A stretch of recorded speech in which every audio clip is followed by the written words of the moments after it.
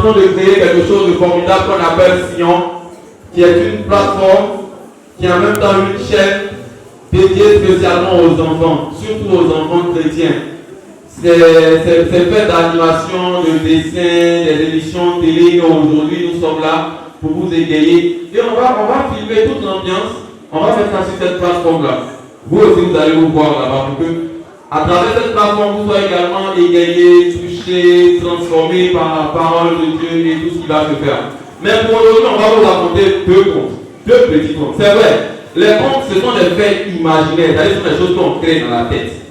Mais au travers de cela, il y a des messages importants pour vous que vous devez retenir. Donc, comme moi je suis le grand frère, je ne vais pas commencer maintenant. Je vais laisser ma petite sœur finir. Et vous allez la parce que je suis rentré, vous allez applaudir là. C'est comme ça qu'elle va rentrer, vous allez applaudir aussi. Non, je vais lui donner le micro là comme ça.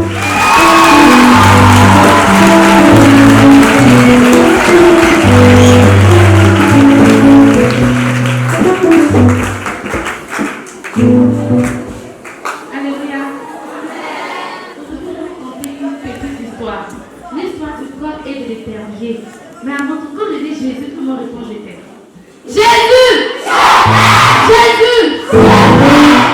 Il était une fois. Le coq et l'épervier étaient de grands amis.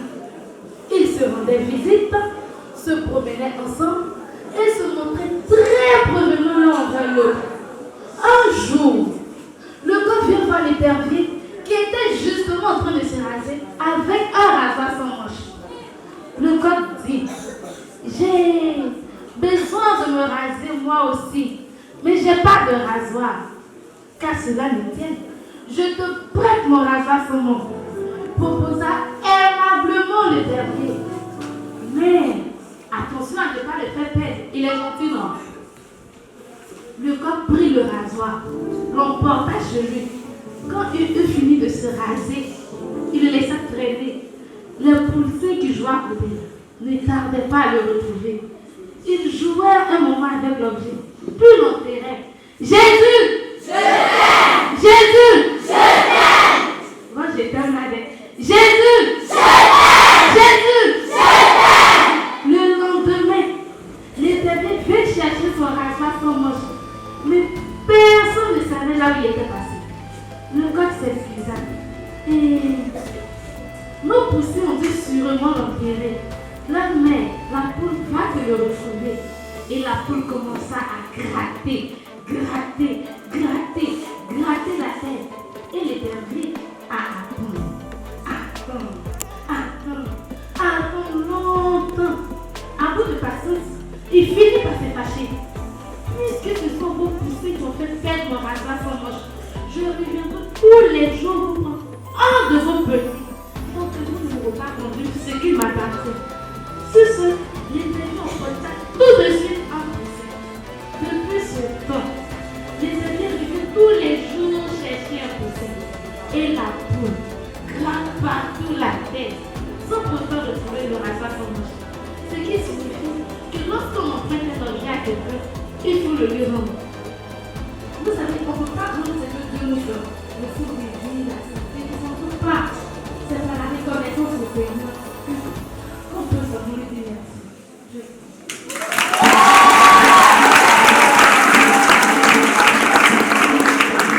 Alors, je vais également raconter mon histoire. Mais bien avant, on va entendre une petite chanson. Quand je dis Gompa Yoma Yoma Gompa, vous répondez Yo Yoma. Attendez, ça fait rire, mais c'est sérieux. Attendez, fini, je vais expliquer. C'est un Yakuba. Hein? Vous avez trop les Yakuba, ça se voit. Ça se voit où de... Il y a Yakuba, c'est vous. Alors, on est nombreux ici là. Alors, quand je dis Gompa, ça veut simplement dire félicitations, cher homme, c'est tout. Yo, voilà, ça veut dire félicitations. Donc vous allez répondre Yo Yoma. Donc quand je dis Gompa Yoma Yoma Gompa Gompa Yo Gompa Gompa Gompa Gompa Gompa Yo. Merci. Il y avait deux villages. Le village des hommes et le village des arbres. Le village des hommes, ils vivaient dans l'abondance. Ils avaient tout mangé. Qu'est-ce que tu es? Pas sur quoi? Il aime biscuit. Pas sûr. Il aime porc. Ils avaient tout. Ils étaient heureux. Ils étaient beaux. Tout ça, l'argent, ils avaient. C'était vraiment l'abondance. Par contre, chez les âmes, c'était la misère. Il n'y avait rien, la famine totale. À peine s'ils arrivaient à manger. Et comme ça, un jour, la reine des âmes décide de se transformer en une très belle créature pour aller chez les hommes pour prendre leur richesse et l'envoyer dans son village. Elle décida donc d'aller rencontrer le plus grand féticheur d'Afrique, le plus fort des marabouts, le plus répéré.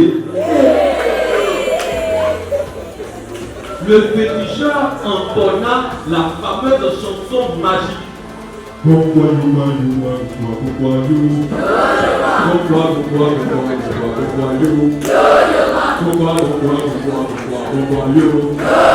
aussitôt, notre Agnès, la reine des âmes, se transforma en une très belle créature. Elle était tellement belle, éclairée, jolie femme comme ça.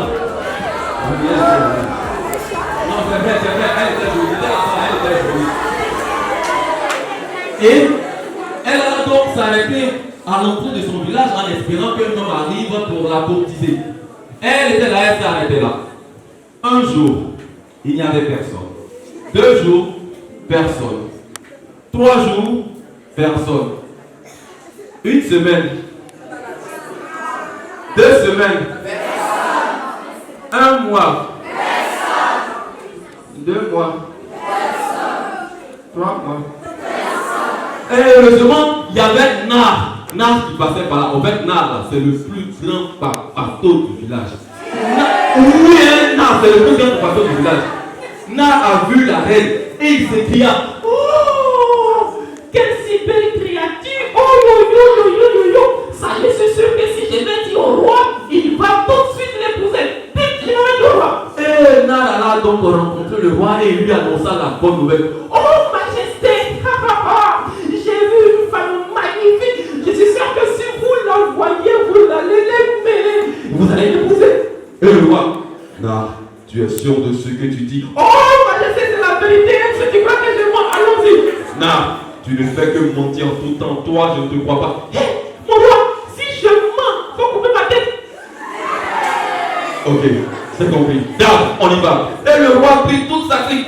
Et ils allaient rencontrer cette belle créature. Je vous assure, quand le roi a vu la femme, la nette, il a marié.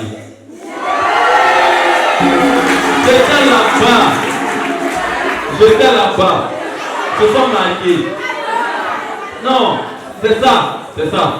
Et comme vous le savez, ils se sont mariés. Ils ont eu beaucoup d'enfants. Beaucoup d'enfants jusqu'à le dernier là. C'était bizarre. Tout le monde a commencé à raconter un peu dans le village. Regardez un peu ses oreilles. Quittez le roi. Lui, il est pas roi. Il a pu regarder sa pied. On ne l'a pas. Et les gens ont commencé à raconter partout. Mais le roi, il aimait tellement sa femme, mais il ne disait rien. Mais chaque soir, la reine des ânes se cachait dans un petit coin.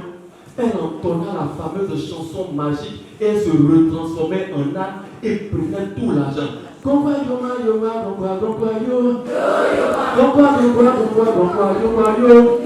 Et elle prenait l'argent pour envoyer ça dans son village. Les ânes étaient contents.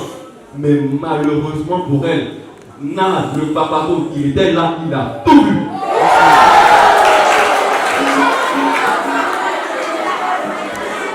Quand Nar a vu ça, il a dit: il y a un roi. Il y a un roi.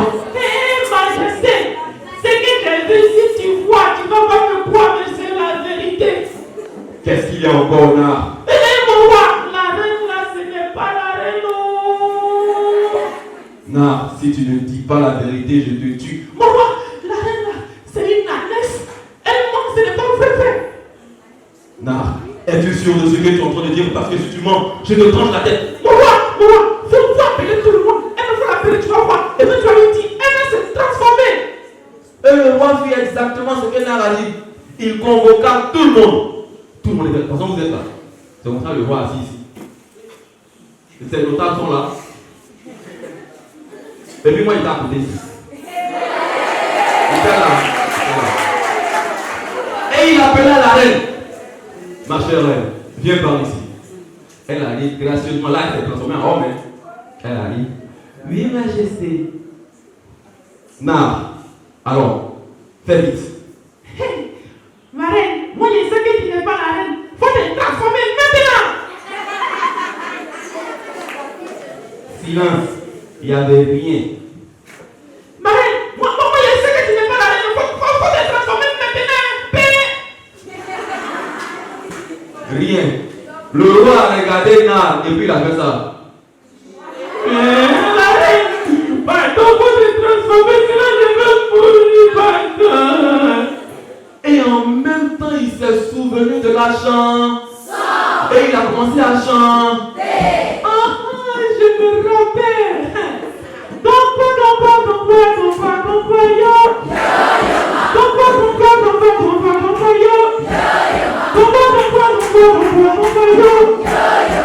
et aussitôt, la reine, cette belle créature a commencé à se transformer en ânesse. Ses oreilles sont sorties, ses pattes tout. Wow. Le roi s'est fâché. Non, mais comment? Tu m'as menti, tu m'as trahi, tu es tous les ânes. Ils ont poursuivi les ânes à Nesso. Ils les ont chassés, frappés. Ils ont cassé même la patte de la reine. Elle était obligée de boiter pour aller jusqu'à dans son village. Elle est redevenue pauvre. Et j'étais dans mon coin et j'ai réfléchi, j'ai dit,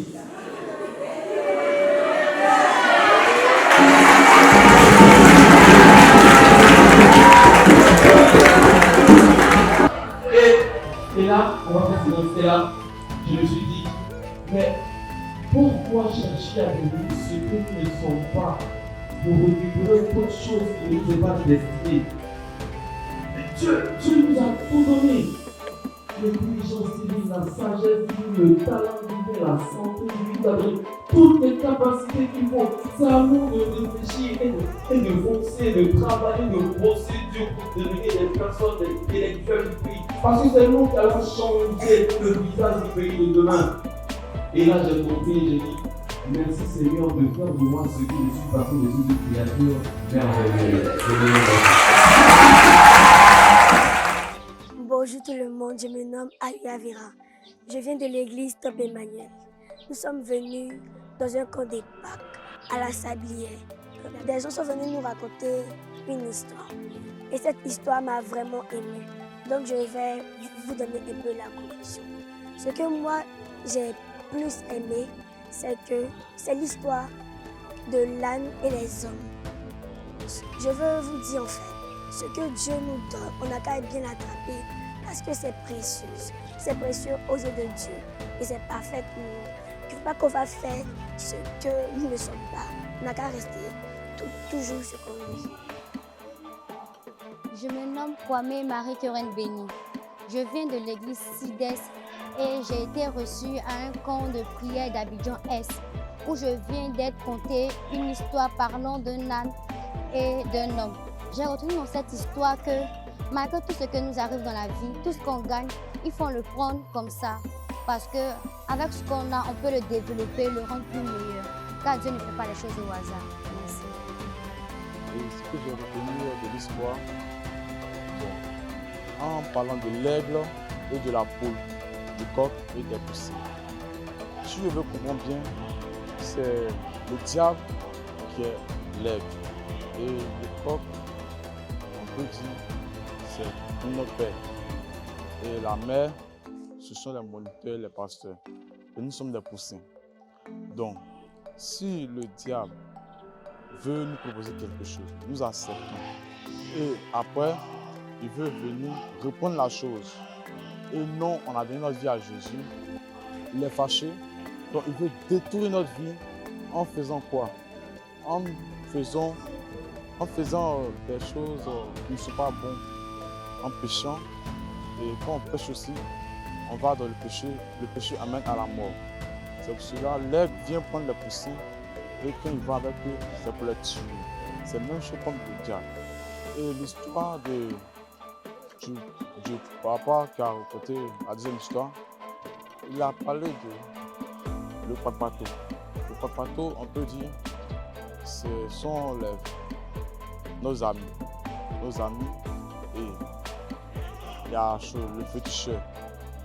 Et après le féticheur, il y a le roi et la reine l'âne. La reine l'âne, elle voulait tout juste avoir la richesse, la gloire et l'honneur.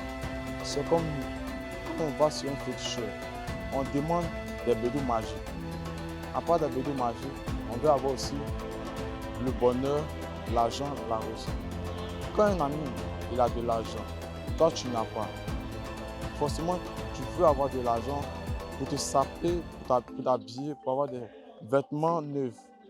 Comme tu n'as pas, tu vas chez le marabout, prends de l'argent et quand tu donnes de l'argent, il te dit qu'il y a des règles ou des choses à faire. Et quand tu acceptes, à un moment, ta vie se gâte et tu vois, ça mène à la destruction. Et quand tu es bafoué, on te chicote, on te détruit, que le diable il est en joie. C'est comme là, elle voulait la richesse, elle est partie sur le féticheur, elle s'est transformée en une jeune demoiselle. Et quand elle est partie sur le roi, elles ont fait des enfants. Elle a fait des enfants avec le roi. Et le dernier enfant lui ressemblait parce qu'elle vivait avec les ânes. C'est pour cela, il ne faut pas chercher à prendre ce que tu n'as pas. Ce que Dieu te donne, comporte-toi avec ce que tu as. Reste comme tel que tu es. Ne cherche pas à voir loin. Comporte-toi en tant qu'un enfant de Dieu. Il ne faut pas envier les autres. Reste tel que tu es. Peut-être arrivé devant, Dieu va te donner tout ce que tu auras besoin de ça. Tout ce que moi j'ai à dire. Oui, le Seigneur, garde ta foi en lui et il te laissera jamais. Amen.